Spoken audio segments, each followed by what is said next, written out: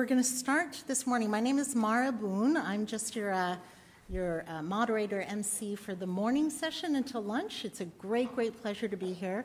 And I'm totally delighted to welcome Uncle Graham Dillon from the Kombumerri people, who are the traditional owners of this land. And he is, what I think is wonderful, he's an in-residence elder here at Griffith University. And we welcome a welcome to country. Thank you so much.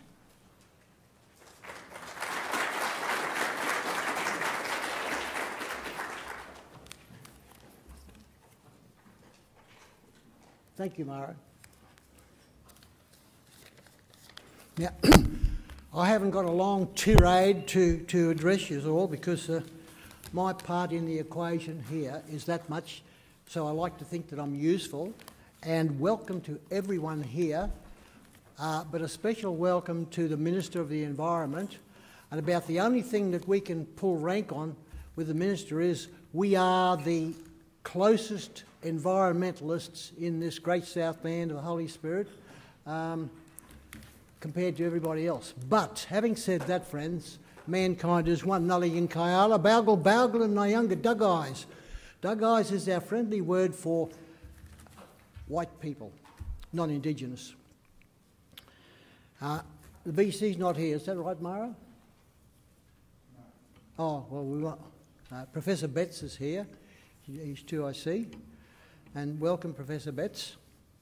To the executive and presenters, most important, those people who will be presenting today in the interest of getting the knowledge factor out concerning Mother Earth and nursing, because my son once said, if we don't appreciate Mother Earth, she will turn on us one day, and that'll be blackfellas included.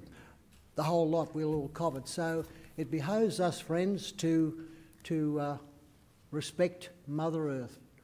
And Mother Earth has got nothing to do with politics because we're all human beings. A special welcome to you, Minister. Look forward to you hearing you later on. Now, friends, together with the First Nation reps, we extend a most cordial and warm welcome to Minister Dr. Stephen Miles. Can we give him a clap, please? And his support staff, who all come from Premier Palizak's government. And it's most important as we acknowledge the government of the day, because we're all here to make Queensland a better place for everybody, not just for today, but for successive follow-on generations. Because the Minister has taken the time to come and address the people, the presenters at Griffith University, may I offer you an honorary title, Minister. Sit where you are, don't move. We'd like, in my people's language, we'd like to call you Kamarun, K-A-M-A-R-U-N, Dugai. Now that simply means, Dugai means friendly, non-Indigenous people, but Cameron's the most important word from our people's language. That means the boss, with respect. And after all, he's been entrusted to look after the environment through, or in concert with the Palaszczuk government, fighting the good fight. Minister, may I acknowledge your presence as the Premier's rep and indeed as a member of her cabinet. So as I said in our language, we'd like to afford you the title of Cameron Dugai. You also are the direct representative as the carer, appointed carer of our environment. And the environment relates to every human being, not just in Queensland, but all over Australia, indeed the world, looking after Mother Earth. Life, friends, is generally all about partnerships. Now that's very important in this day and age. Aboriginals don't believe in the us and them. We believe that mankind is one, working together, making Australia a better place for all. And so that relates to the private, commercial and the workforce in industry. Griffith University are, along with the government, to be commended in responding for and to their representations here, because it's all about the getting of knowledge, coming together and making this great state a better place to live in. Why are we doing this? Why are we going to the walking the extra mile, as it were, to try and understand the environment so that we can come to terms with it? Simply because there are generations to follow. If we said, no, I can't, no, it's just us, we're not going to worry about the rest of the world or the rest of the state, that would be a selfish way, because we've got generations to come following us, and it behoves us to consider them. Again, making Queensland a better place for all. So coming to the end of it, may the conference achieve the best outcomes, and again, thanks to the Queensland Government, and in concert with Griffith University. And so we just wish you all the best, Minister, here today with your staff and, of course, Griffith University and their expertise. Thank you.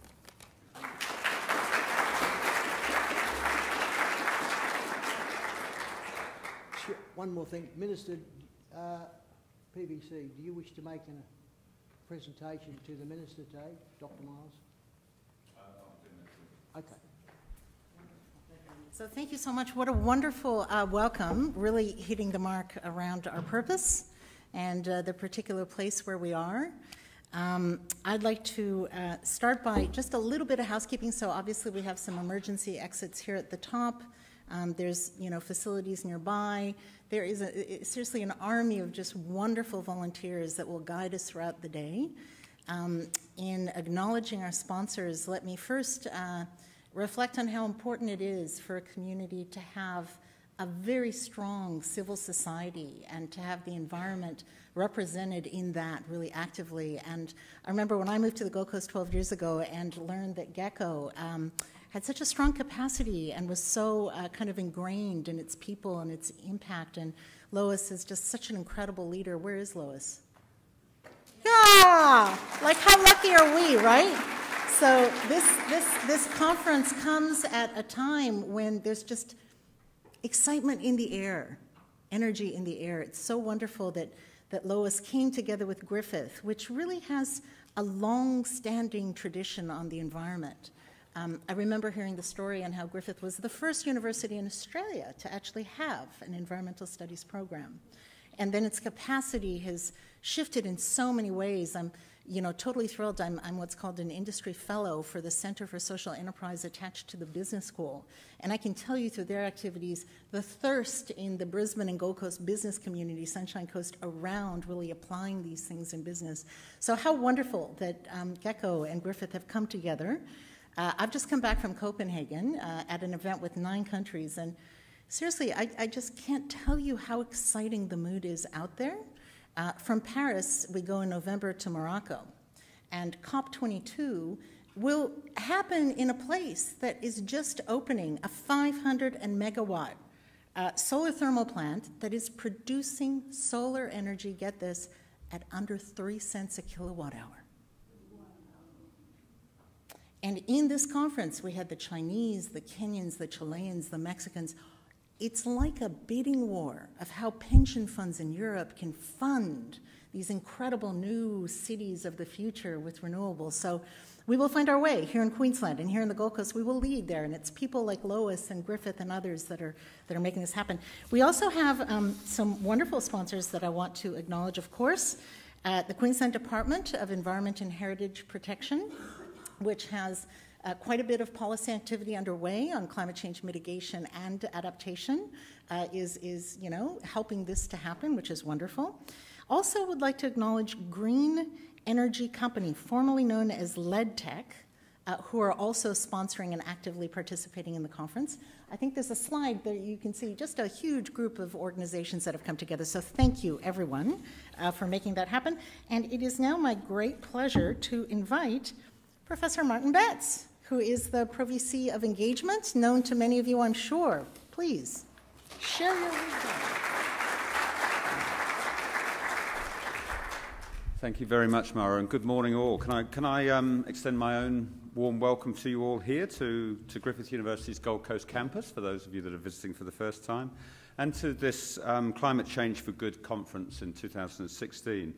I'm very pleased to represent the Vice-Chancellor, Professor Ian O'Connor, on this occasion. He's giving his full blessing to this conference. He would love to be here, but he's unable to be here on this occasion.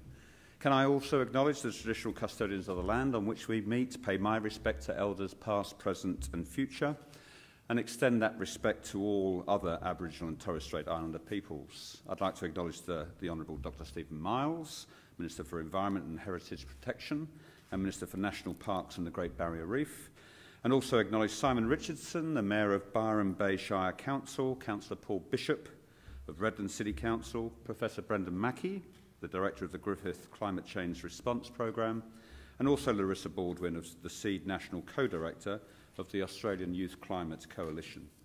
But distinguished guests and colleagues and speakers at this conference, can I welcome you all? I know that with an audience like this, I'll be very much preaching to the converted, but to echo the words in introducing me, sustainability really is in Griffith University's DNA. It's how we were born. Some 41 years ago. You'd need to look no further than our current strategic plan to see the enduring commitment that we have to sustainability across the institution and how it underpins all that we seek to do. We've been committed to those principles, as Mara said, since the very first Australian Environmental Studies degree was established in this university more than 41 years ago. And this conference in many ways reflects that long-standing commitment and the responsibility that we as Griffith University accept as a leader in this field to better understand the complex, very complex climate change challenges that face us all, and how we should actively and collectively respond to them.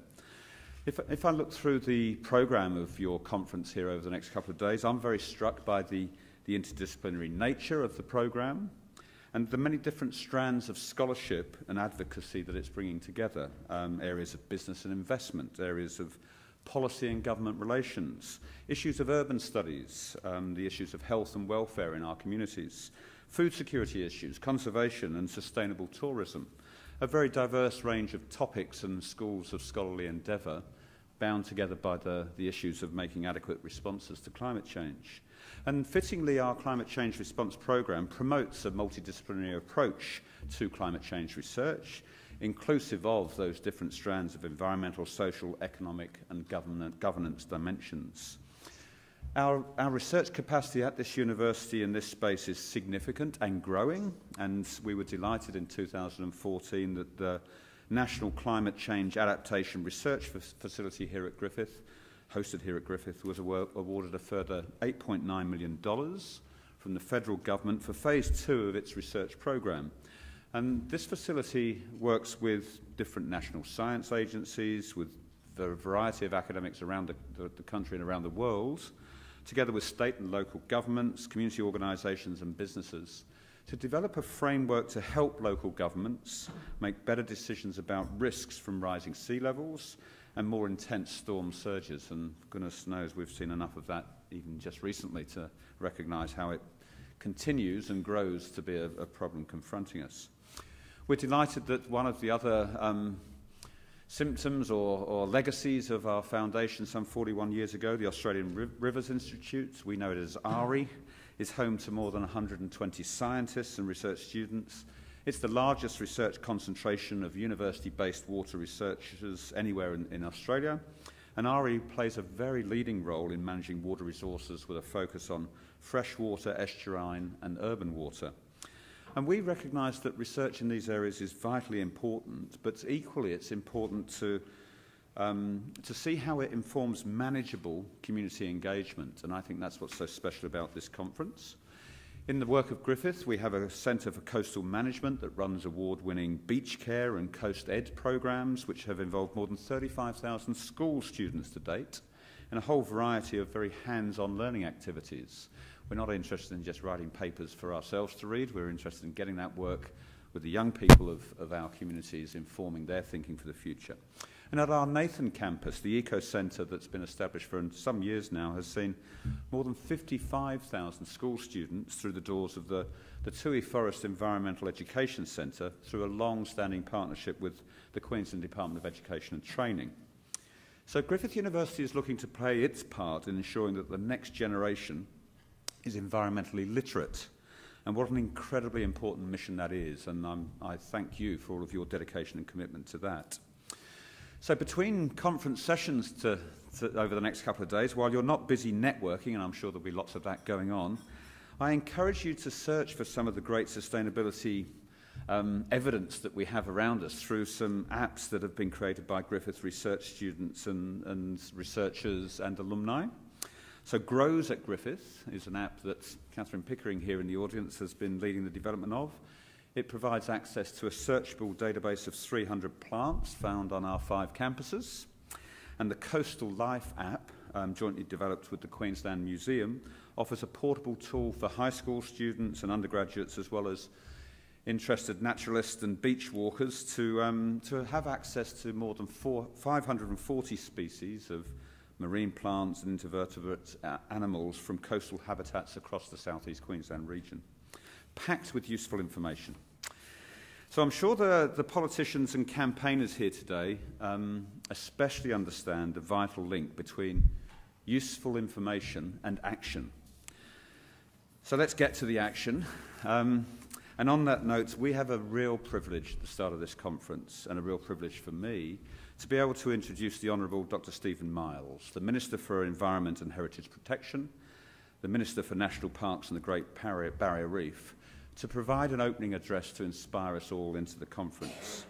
Can I thank you all for the commitment you have made as speakers and delegates to this conference.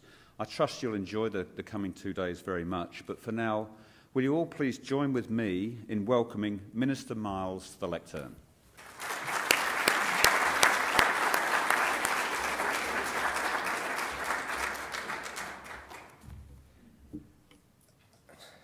Thank you, Martin. Good morning, ladies and gentlemen.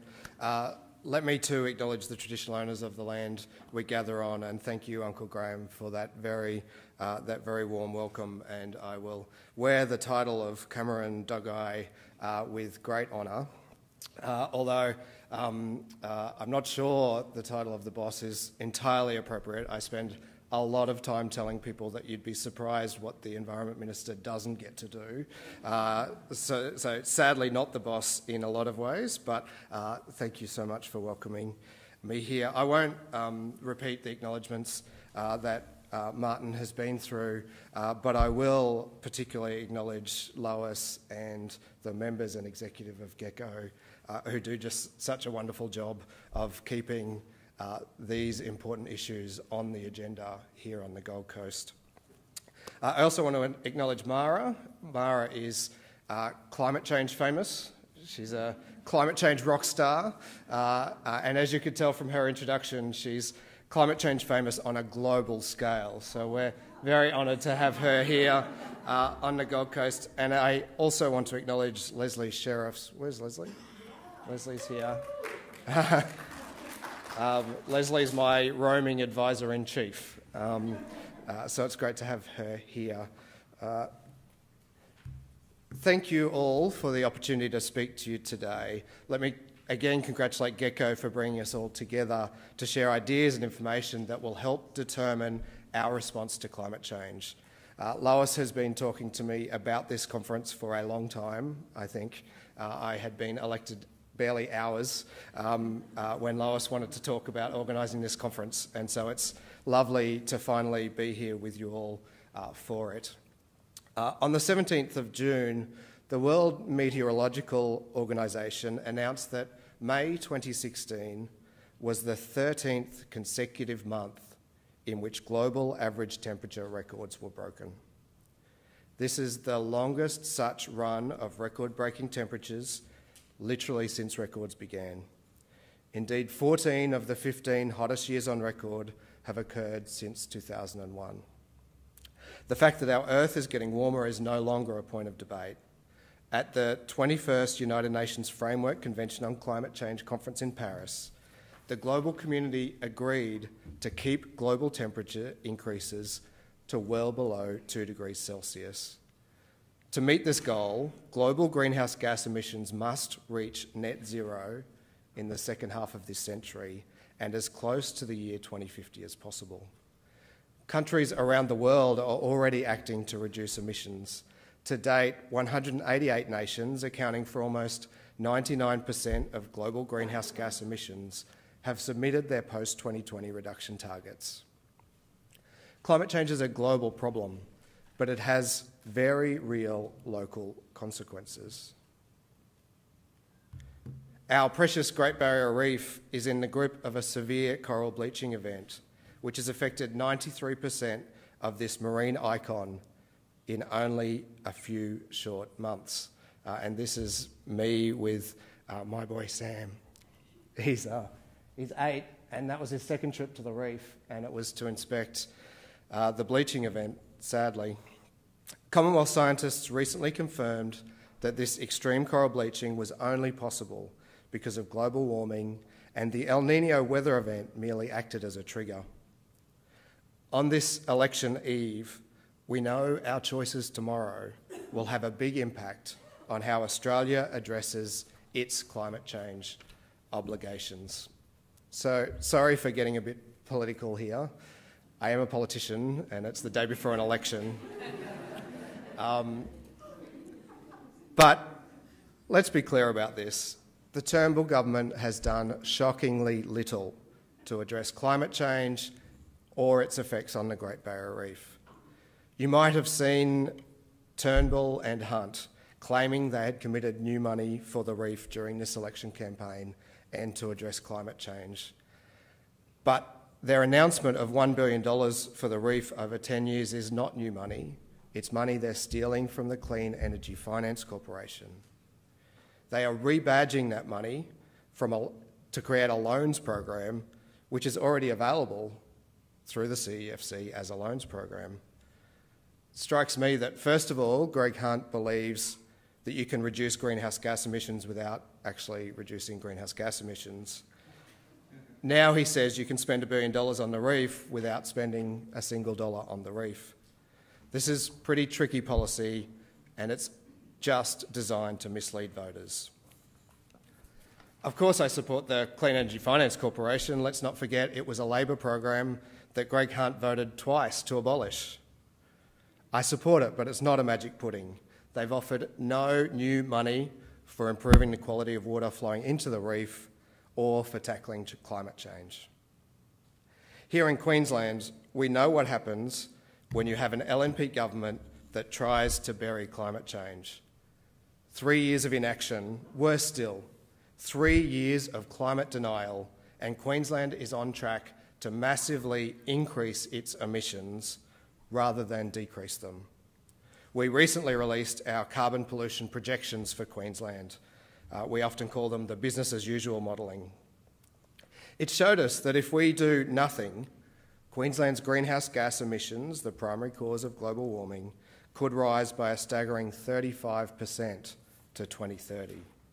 This will have major consequences for Queenslanders. Preliminary analysis by our science department says that if carbon pollution continues on this path, by 2030, southeast Queensland, including the Gold Coast, faces temperature increases of 1.3 degrees Celsius by 2030, meaning more hotter days throughout the year. Overall, the average total yearly rainfall is expected to decrease by around 5%. But when rain does fall, it will be more intense, bursts like what we've recently experienced over the last few weeks. This means greater risks of flash flooding, erosion and damage to property and public infrastructure. At the same time as the temperature increases, so too does evaporation, resulting in reduced soil moisture and available surface water. This reduces the water available for growing food, for human settlements and the natural environment. It will affect our agricultural productivity, how we build and maintain our infrastructure, and the types of plants and animals we find in our local environment. In Queensland, the Palaszczuk government was elected with a mandate to revitalise the state's climate change agenda. We are well underway to ensure Queensland plays its part in the global effort to limit warming to well below 2 degrees.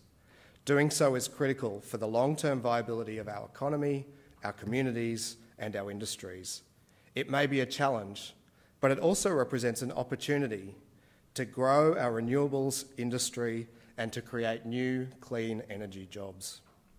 The big question for me and for our government is, in 10 years' time, when kids like my son Sam finish school, what kind of jobs will they be looking for? Change is happening now. Smart people and smart governments will identify the trends and anticipate them. Technology is a big driver of this, and we've already seen a shift to a knowledge economy, that is an economy geared towards growth in high technology industries, more highly skilled labour, and the productivity gains that come with that.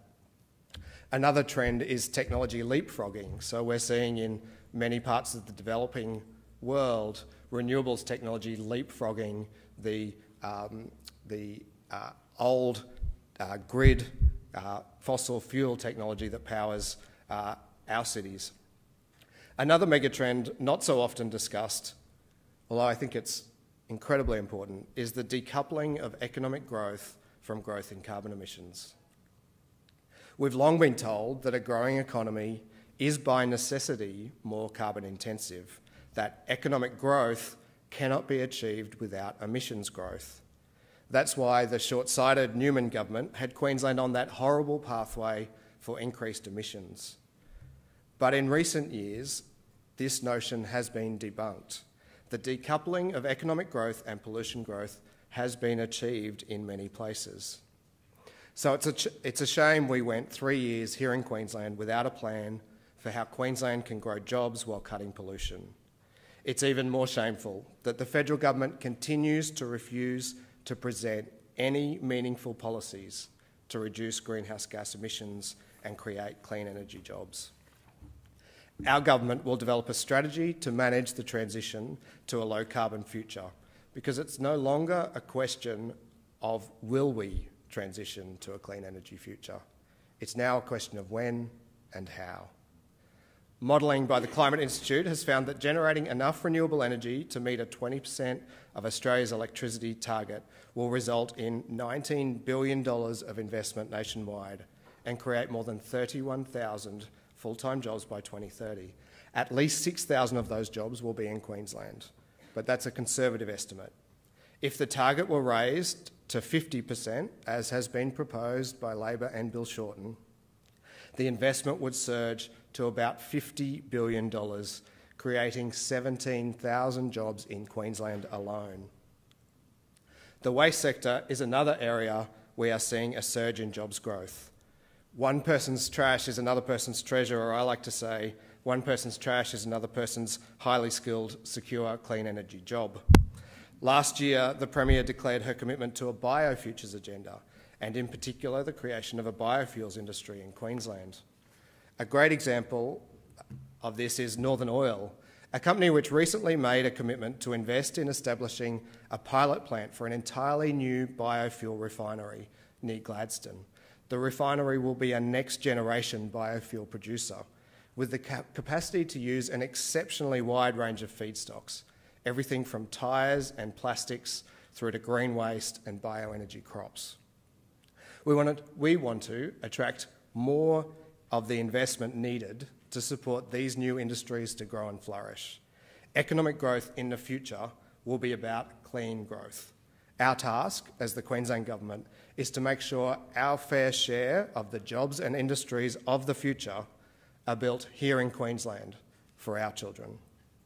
Queensland was once a national leader when it came to taking action on climate change. It's time to get Queensland back on track, ready to face the challenges and embrace the opportunities of the future. The recent state budget delivered a range of initiatives that are vital to protecting our environment and delivering better outcomes for all Queenslanders. The Queensland Government has committed a further $6.8 million for strategies to help get our state climate ready and transition to the new economy. This is in addition to the $12 million we've already provided to the Q Coast 2100 program, which helps local government to get ready for coastal hazards that will be exacerbated by climate change. We will also continue to protect land with high conservation values through increased funding. This includes $2.8 million for the Nature Assist program and $5 million to acquire publicly owned land for the protected area estate for new national parks. Our park acquisition program is informed by world-leading science. The science maps the most climate-resilient land that will be the most valuable refuges for native wildlife in a hotter world. Just last week, significant areas were added to the national and regional parks of Queensland, bringing the total protected area to more than 13.5 million hectares, almost 8% of the state. The Queensland Government is now well on the way to meeting our commitment to having 17% of Queensland managed as protected areas. We know climate change will place increasing pressure on our environment, affecting plants, animals and ecosystems. By creating more national parks and developing strategies to manage and maintain healthy habitats, we will help build resilience to climate change. Through acquisitions, we are ensuring high conservation values are protected and maintained for future generations to explore, enjoy and fall in love with. This major boost to the protected area estate includes the Queensland Government's recent $7 million purchase of the Springvale Station, situated south of Cooktown. This badly degraded grazing land on one property is responsible for 40% of the sediment that flows from gully erosion into the Normanby River. That's 500,000 tonnes of sediment every year. Runoff from land carries sediment from the Normanby Basin to the outer reef, where it blocks light, smothers marine organisms, and reduces coral and seagrass growth. We need to make sure the reef has the best chance to recover from this event by making sure water flowing from the catchments is as clean as possible. And a heads up, also in the budget, get ready for our new $12 million Community Sustainability Action Grants scheme, and I hope to see Gecko succeed in one of those grant rounds. It's $12 million for heritage, climate and conservation projects directed at local sustainability efforts.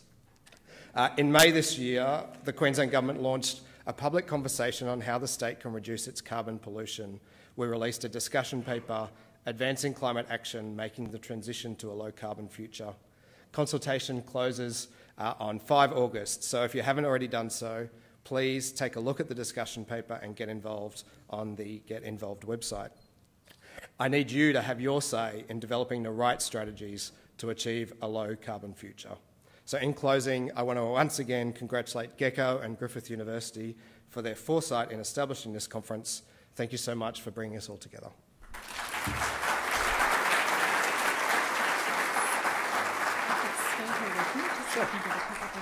Okay, wonderful. We're going to take the liberty of, the Minister has agreed to answer a few questions before he goes, and we literally have precious moments. We're already a little bit behind time. I know there are people champing at the bit to talk about Adani and why it was approved and coal and why, how come we can't get rid of it. You can ask those questions. They're asked all the time. But these are precious moments, and we're about to revisit the strategy, the investment. Who would like to ask the 1 or 2 questions that, please, and if you could introduce yourself and wait for the mic because this is being streamed. If we could give the mic to this woman, please, and let us know who you are. Thanks. Hi, my name's Debbie Firestone. I'm the Sustainability Program Leader from Tweechar Council on the other side of the border. I'm very interested in Queensland Government's plans to introduce a waste levy. Very good. Is this working? Look, I talked a bit about waste, and there is no doubt that the Queensland waste and recycling industry is far behind other states because the Newman government abolished the waste levy. We know that the 12 months that, I'm looking at Leslie, 12 months that the waste levy was in place, we were driving a shift in waste from landfill to recycling. We were driving investment from industry. When it was abolished, that all turned around, and as you well know, trucks and trains of waste started coming from the Tweed and much further south to be dumped here in Queensland. So that's irresponsible policy with a terrible outcome. We were elected with a commitment, though, that we would not introduce any new taxes and charges, and that includes a potential waste levy. So that's not on the table, certainly not for this term of government. So the task set for me is how do you achieve some of those positive outcomes while constrained by that political commitment. So the areas that we are focusing on in the short term are potential landfill bans, so banning certain types of waste from the landfill stream, especially that waste that is most dangerous and also most useful for refineries like Southern Oil, so things like tyres, the standout there. We're also going to re-regulate tyre stockpiles. You won't believe this, but the previous government took away the requirement for you to need a permit to stockpile hundreds of thousands of tyres.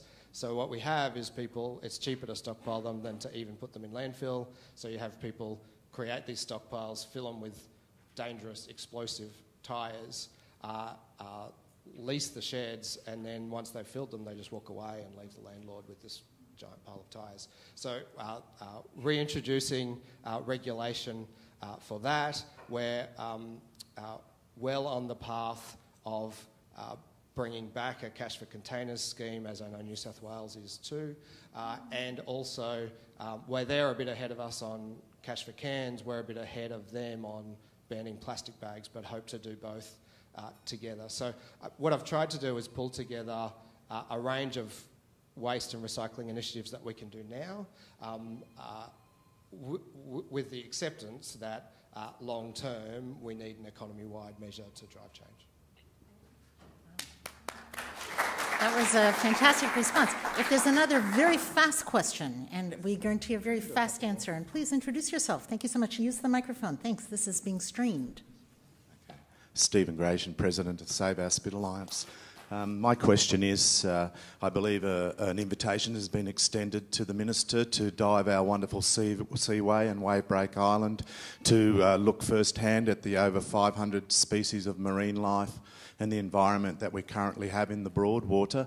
Are you able to take up that offer, and if so, when will you be doing your dive? What a great short question. Yes, it had been it had briefly been my intention to do that later today while I'm on the Gold Coast, and I decided it was too cold. But having said that, they've found another way to make me swim today, so it's still going to be very cold.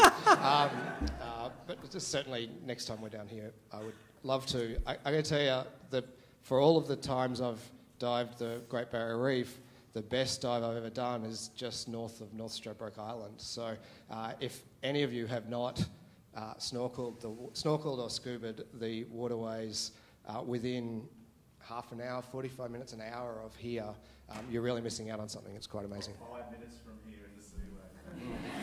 And you can do a couple more. Okay, we're going to go back in the program, but we're all good with that, aren't we? Are we okay?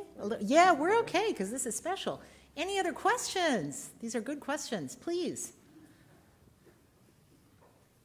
Kara Sash, being an early uptaker of solar PV on the roof and just recently going over to battery storage, I understand that it was actually mentioned once that from the Palaszczuk government of the 60-cent feed-in tariff is pretty well non-viable, that as a way of helping those people is to actually subsidise batteries, which would probably save an awful lot more electricity if that was done. Have you got any feelings on that?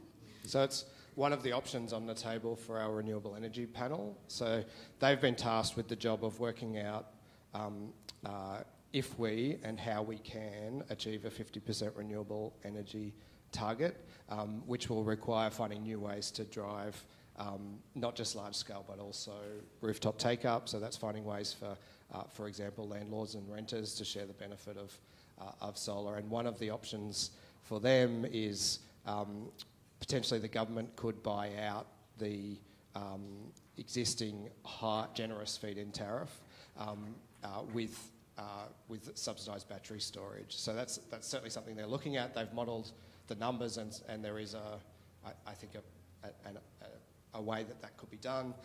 It's kind of a long way from being ready for a decision, though. But I mean, the great news is, yes, we'll never see 44 or 52 cents feed-in tariffs, but you don't need them anymore either. The technology price curve has moved in such a way that people getting it now, even with the 6 or 8 cent feed-in tariff, are actually getting a better economic deal than people who bought in the early days. So. Okay, very good. And I think we have time for one more question, so please, if we could pass the mic to the center here. Apologies for everyone else. It's going to be a very interactive day, so I promise you'll have a chance to, come back if we didn't get to you in this session.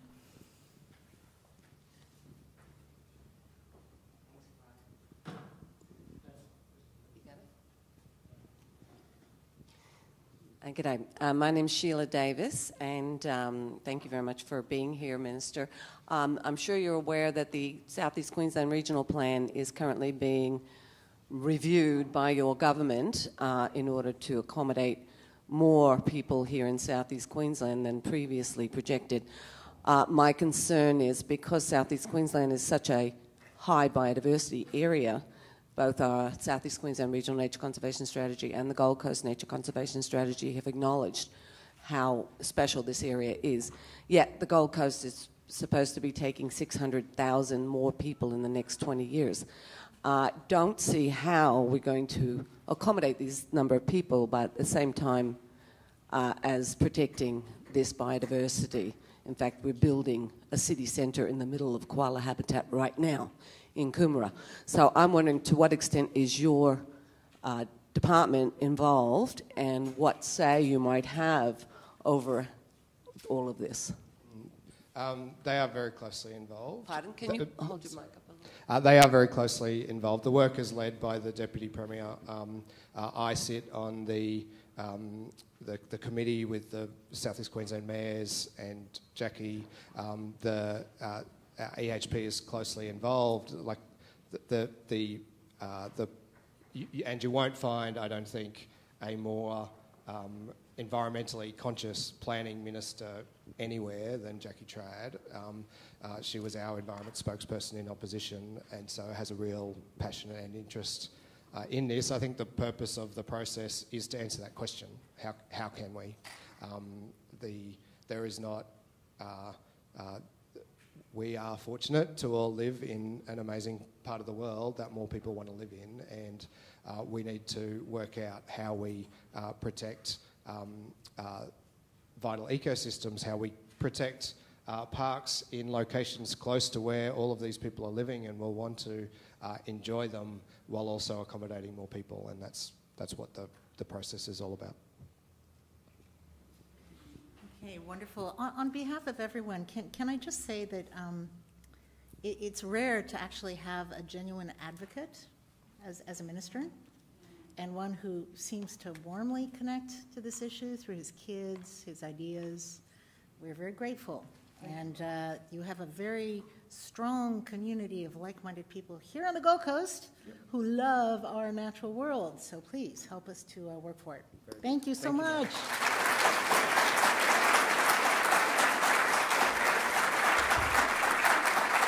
Okay, it is now, and we're okay running behind track because unfortunately one of our other speakers has been unable to make it just now. She might, but it's actually good news because we are therefore tacking on time, and it gives me great pleasure to introduce Professor Brendan Mackey.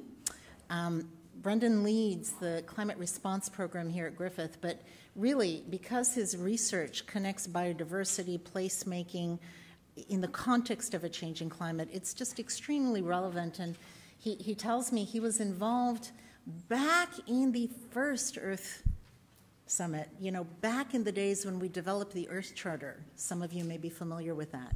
He was actually instrumental in writing that So it's just incredible that in this corner of Queensland we have such influence and leverage, and we look to Brendan for a very important scene-setting talk, so please join us.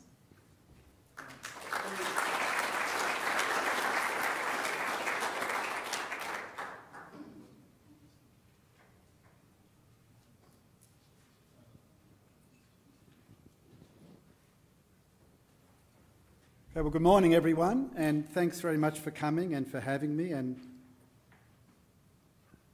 I hope if I push this arrow, the thing will proceed. Okay, that's great. Well, I've called my presentation Where the Rubber Hits the Road, Local Action, the Key to Implementing the Paris Agreement.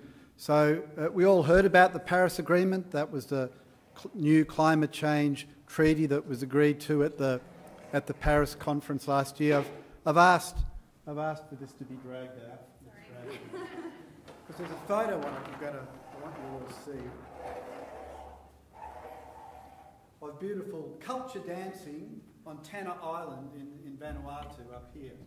And I'll talk about that shortly. So, these treaties are signed by governments. Our government signed it. And I'm often asked, well, what does this mean for everyone else? And that's really what I want to explain to you this morning. And our minister, I think, did a very good job of explaining that, the science is now beyond dispute.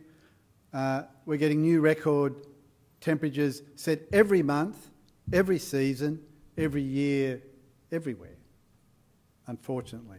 And that's just some statistics from NASA's latest press release, just reinforcing that. And at the bottom it says there's a 99% probability that 2016 as a whole will set a whole new heat record. Again, I don't want to dwell on this. I just want to make one point, and it's a sobering point. We often talk about wanting the problems of global warming, but we never really think about how bad it could get. Well, this is kind of how bad it could get, and this is from a guy called Meinhausen, who's one of the key IPCC global modelers, and the bottom axis is time in years, 1900 to the year 2300. The year 2300 sounds a bit like science fiction, but it will happen one day.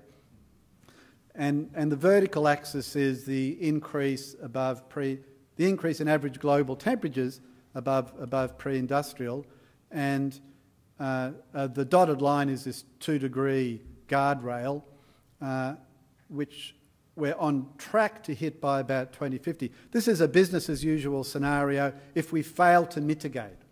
So what this graph is illustrating is that we're not going to run out of fossil fuel. There's hundreds of years of fossil fuel, and there's a lot more global warming to happen. Certainly by worst case scenarios is terrifying to think about the consequences of that. So this kind of information has proven to be very influential. So the Paris Agreement, it's good news. It's good news for all.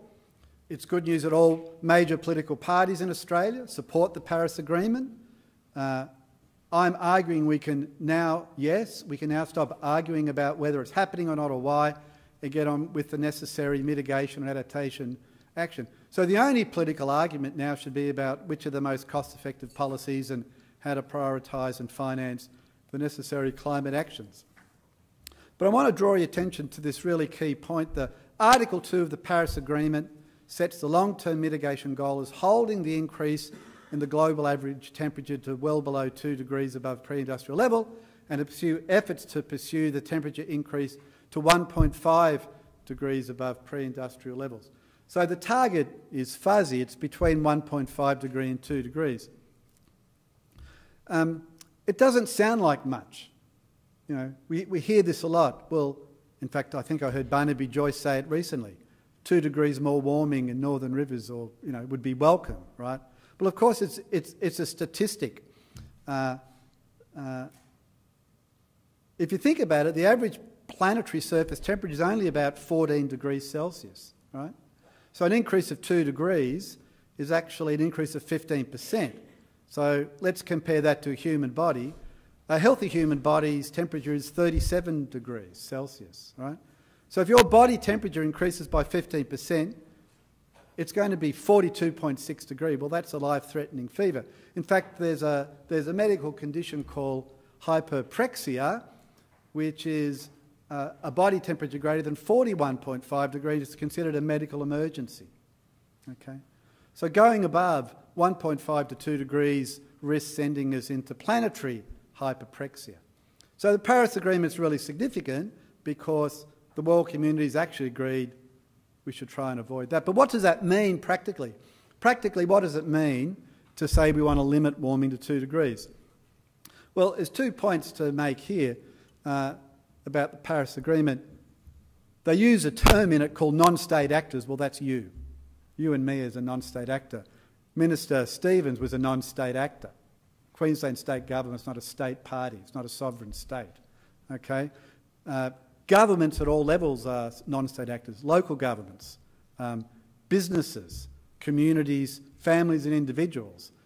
If you think about it, implementing the Paris Agreement, limiting warming to 1.5 to 2 degrees cannot be done by governments. Okay? It actually has to be done by everyone else, all the non-state actors. So I want to talk a bit about what the role of governments and non-state actors and you and I are in terms of the 2 things we have to do to deal with climate change. One is mitigation, reduce greenhouse gas emissions to meet that global warming target. And the other is adaptation, which is modify what we do or change what we do to minimise the impact or even take advantage of a rapidly changing climate. So in terms of mitigation, there's the key responsibilities of national government. What are they? Well, look, the science is really clear on this. To limit global warming to less than 2 degrees, greenhouse gas emissions have to be reduced to 0 by no later than about mid the second half of this century, by about 2080. Let me say that again. To limit global warming to below 2 degrees, greenhouse gas emissions, human greenhouse gas emissions, have to be reduced to 0. So the policy statements you hear don't actually really grasp that fact or reflect that fact, right? So the Turnbull government's 2030 target is an emission cut of 26 to 28% on 2005 levels. Labor's election pledge is better, it's 45%, and the Greens is better still, 63 to 82%. But that's what happens by 2030. That's not what happens after 2030. Well, the graph's got to look something like this. So the bottom axis is time, 2005 to 2080, and the vertical axis is Australia's greenhouse gas emissions in thousands of tonnes of CO2 equivalent. So in order to, everyone in the world has to follow a curve like this. Our emissions have to reduce each year at some rate, and by around 2080 have to be 0. So any of you who remember your high school calculus know that the area under the curve is a quantity. That's our budget. Each country has to say not what its 2030 target is, but when its emissions are going to be 0, right? And that gives you a budget. If you think of it, you can call it a cap. Now, the Climate Change Commission did calculate what our cap would be for 2015 to 2050, not to 0 emissions, and that's 10,000 million tonnes of CO2 equivalent. That's not actually our total budget, that's just our budget to 2050. The Paris Agreement requires each government to declare what its global budget to 0 is going to be. It's total permissible emissions, right, on the path to 0 emissions. And we haven't done that yet. So the only policy tool I can think of that will deliver that is I mean, there's really 2 approaches here, a carbon tax or a cap and trade scheme. And and both have their advantages and disadvantages, but the advantage of a cap and trade scheme with an annually decreasing cap is certainly one way of guaranteeing that we can achieve that curve.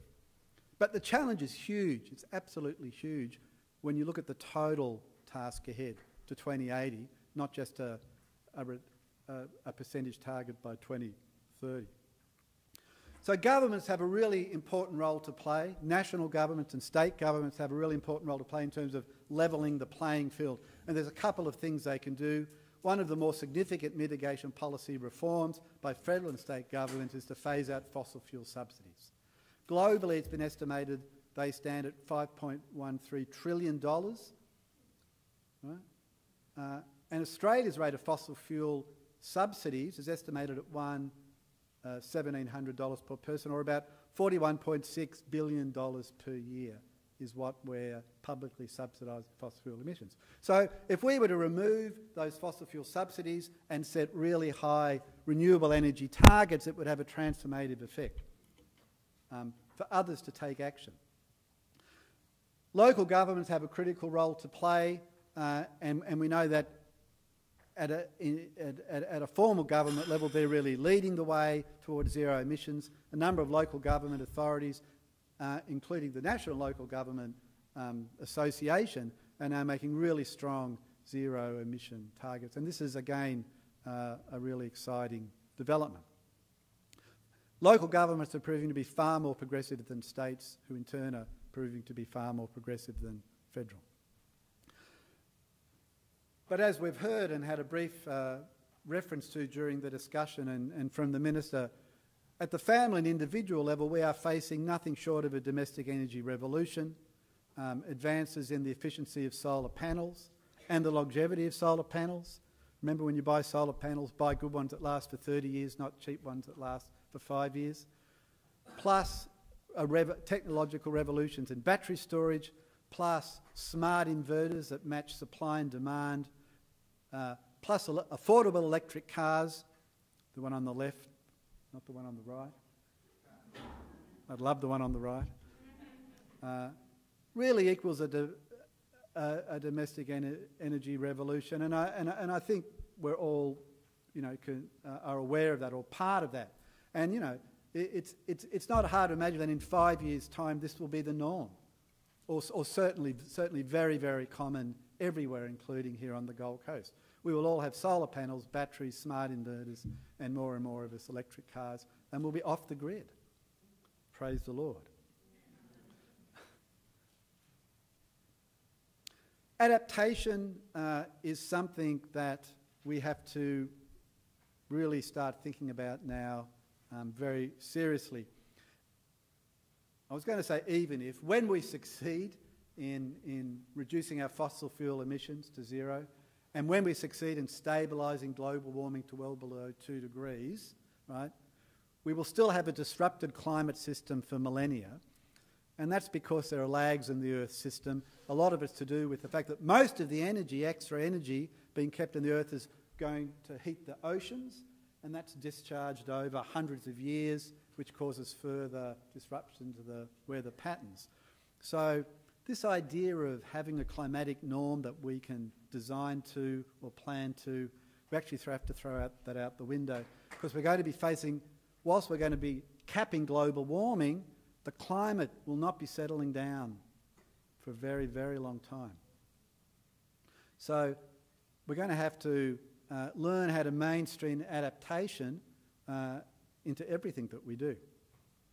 And it's difficult because climate impacts get complex quickly, and I'll take one that we're all familiar with, this concept of coastal inundation and erosion. This is not the influence of one climatic factor or one process.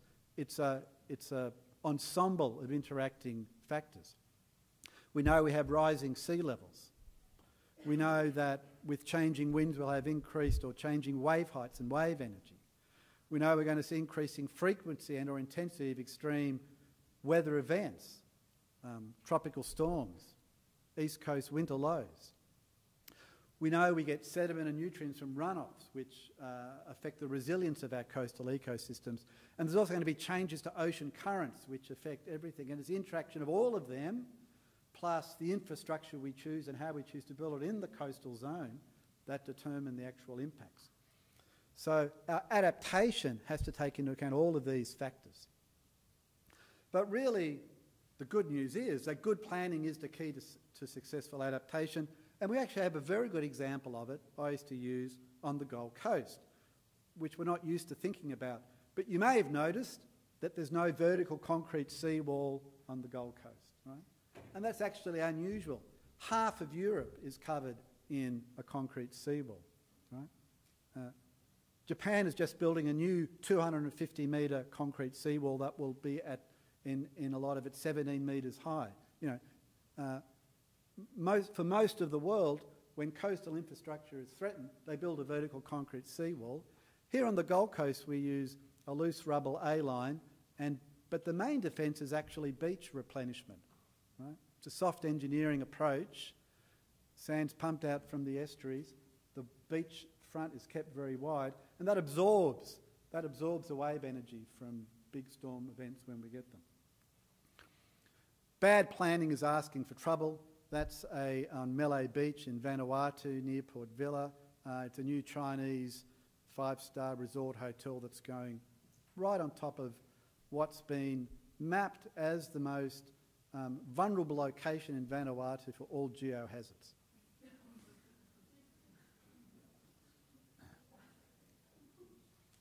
So again, local governments are critical here because they play such an important role in planning.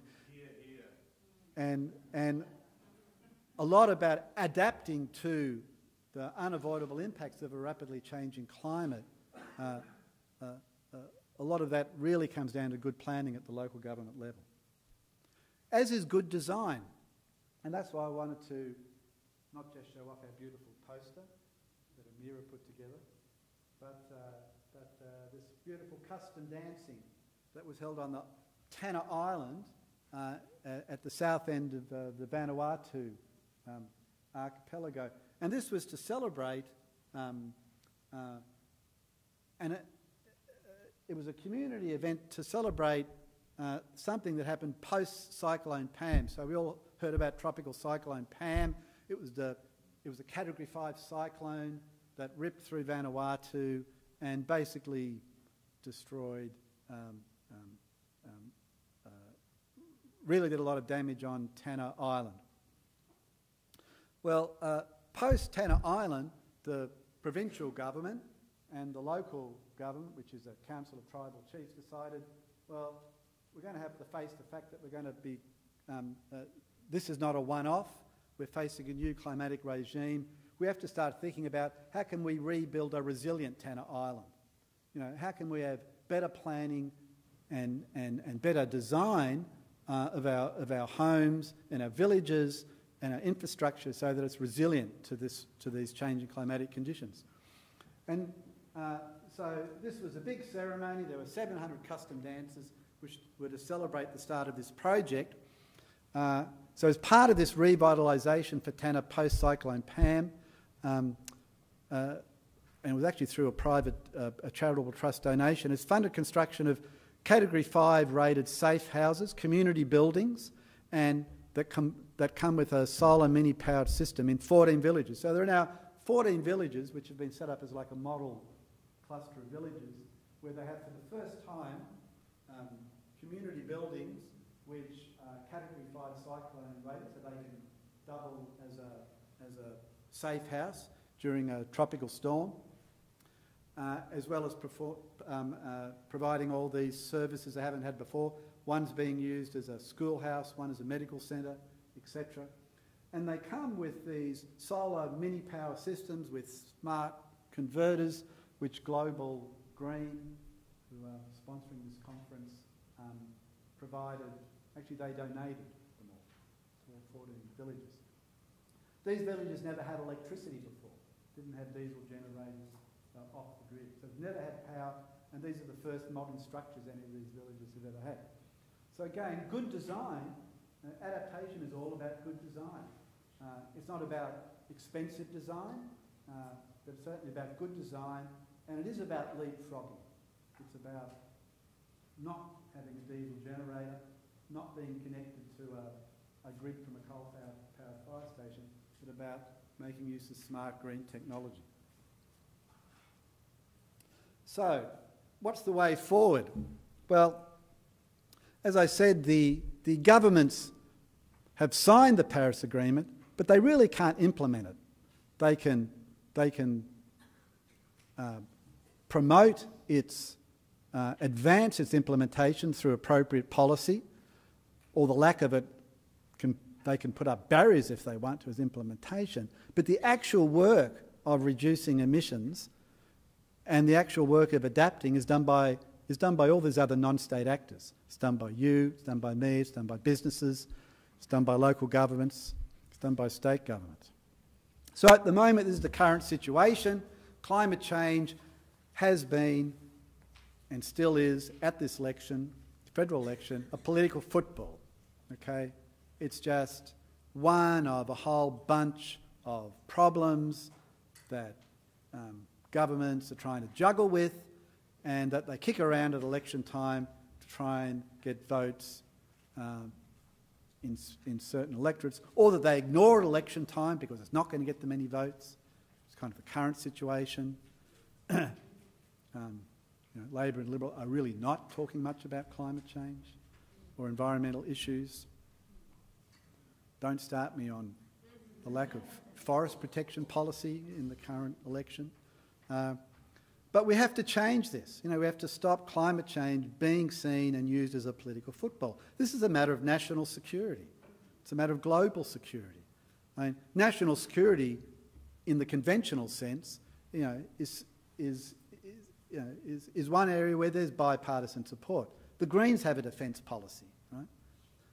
The Greens don't have a policy which says we'll no longer have an air force, right? We'll no longer have an army or a navy, right? There's complete support, cross-party support for having a defence force because it's a matter of national security. So we need to elevate climate change, mitigation, adaptation to that level. So, where we need to be, people power policy push, I like to call it, We need to be where all of us non-state actors, create the demand and the political will for supportive policies and programs from all parties for climate change action. And thinking about it, I think that's what we mean by democracy. Thank you.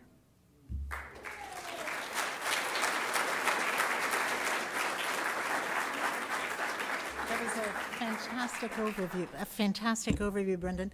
I just wanted to ask, I'm confirming that Larissa Baldwin has not been able to get here in time, which is such a shame. So just for a few minutes, can I ask, please raise your hands, who is younger than 25?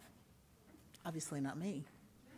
Oh, some wonderful hands. So, Larissa is with the Australian Youth Climate Coalition. We think it's really important to have a sense of youth in this conversation. I welcome anyone who's young who's here if you'd like to offer just a brief reflection on why for your generation this issue is so critical.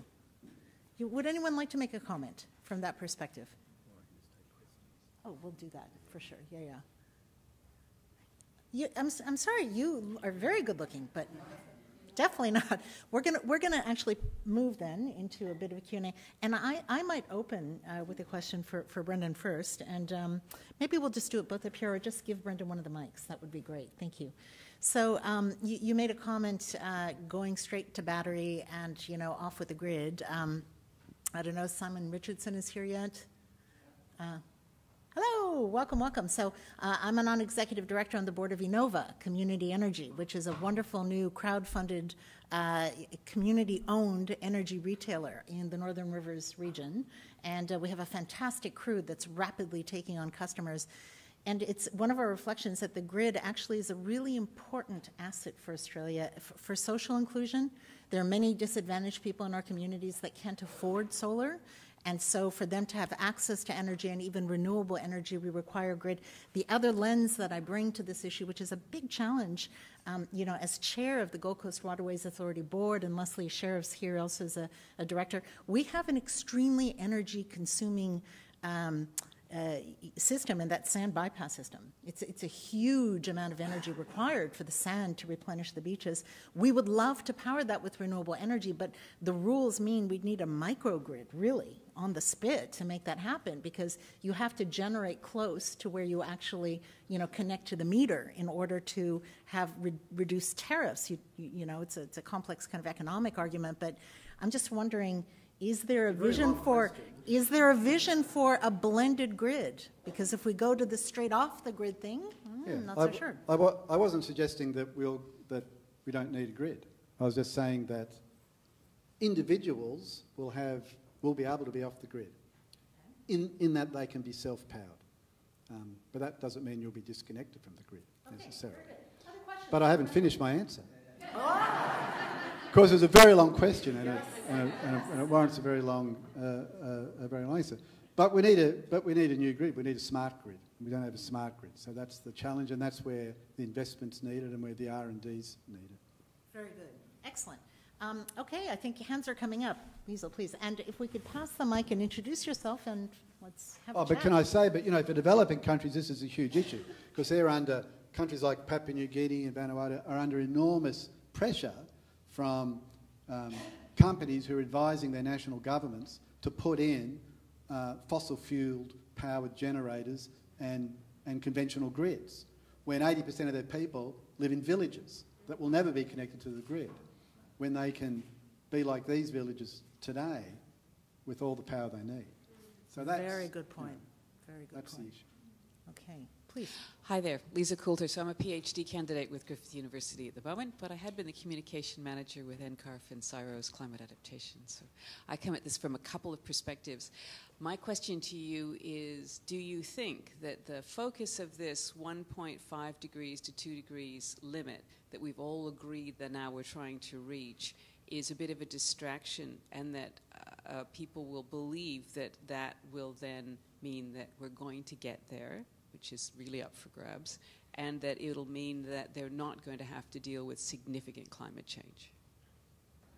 Okay, well, there's two parts to that. The point I was trying to make, that in using this statistic of 1.5 or 2 degrees, it's not immediately apparent what that means in terms of the amount of fossil fuel emissions, the amount of CO2. It actually equates to a specific quantity of carbon dioxide, right? So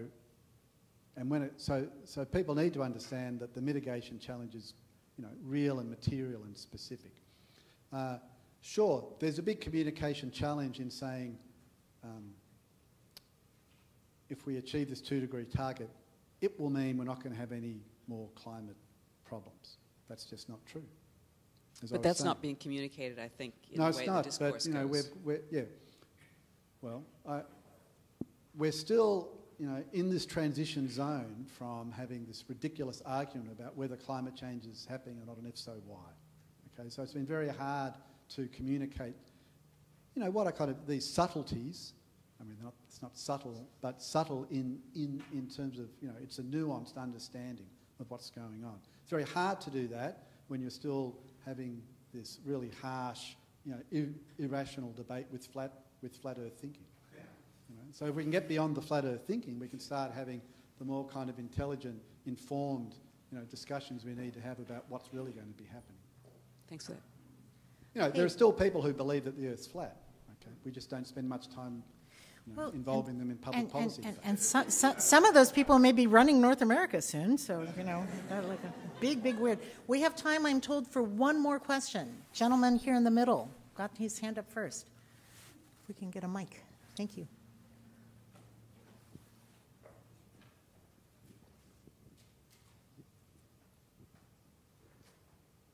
Hi. I'd just like to make the point that global warming could quite possibly be a symptom of a greater malice, which is our financial system, which is really designed around competition. Because the only way that we're going to get the temperatures down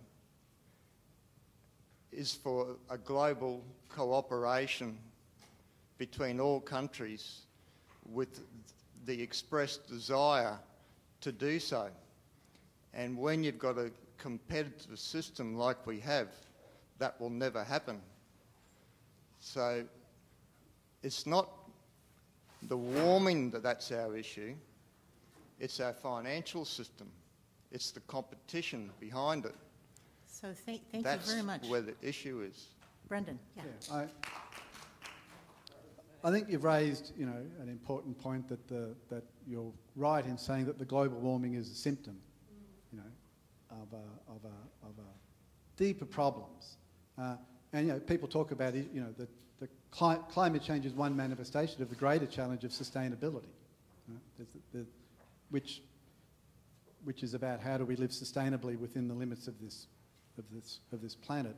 And climate change is one, the kind of most apparent, urgent manifestation of that. But you're right, the root causes of the problem certainly lay elsewhere in our economic system, in our financial systems, and in how we're making use of and the kind of technology that we're drawing upon. So, I would agree with you that there's a broader set of issues that need to be dealt with when we look underneath the climate change problem. It's a complex issue, isn't it? And thank you for raising it just before we go into our coffee break. One very interesting thing I learned in Copenhagen, so the Danish pension system has partnered with the Kenyan government to fund the largest wind farm in Africa, funded by Danish retirement savings, with a risk-sharing model that is supported by the Danish government and Vestas, their huge wind company. So isn't it ironic that at the same time as we need to move to this collaborative model, somehow the commercial model is actually beginning to actually deliver on scale too. So complex set of issues. Okay, I think we are breaking for coffee. This is the best part, you get to network. And please, let's come back. It's a very short break, so we'll greet you back in about 15 minutes. Thanks.